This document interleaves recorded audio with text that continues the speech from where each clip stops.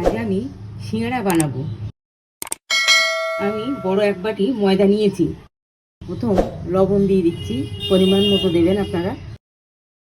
কালো জিরে, একটু খাবার সোডা, এবার তেল, এগুলো দিয়ে ভালো করে মাখতে হবে। সিঙ্গাড়ার তরকারির জন্য আমি বাদাম ভেজে নিচ্ছি। একটা আলু কেটে নিয়েছি, 5 ফোড়ন দিলাম। এবার আলু দিলাম, লবণ, হলুদ, ভেজে রাখা বাদামটা, ভাজা ধনের গুঁড়ো, লঙ্কার গুঁড়ো, এবার অল্প একটু জল,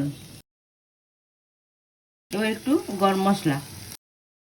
তরকারি আমার রান্না হয়ে গেছে।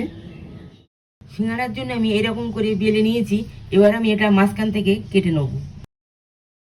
এরকম করে বানাতে হবে, মাঝখান রুটির মতো বেলে নিয়ে মাঝখান থেকে কেটে পানের খিলের মতো করে তার মধ্যে তরকারি দিয়ে, দেখুন আমি কিভাবে করছি।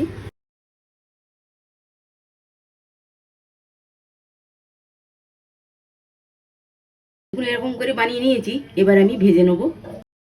দেখুন সিঙ্গাড়াগুলো আমি ভেজে নিচ্ছি।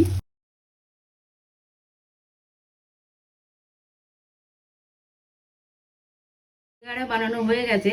আমার সিঙ্গাড়া যদি আপনাদের ভালো লাগে, লাইক করুন, শেয়ার করুন এবং সাবস্ক্রাইব করুন।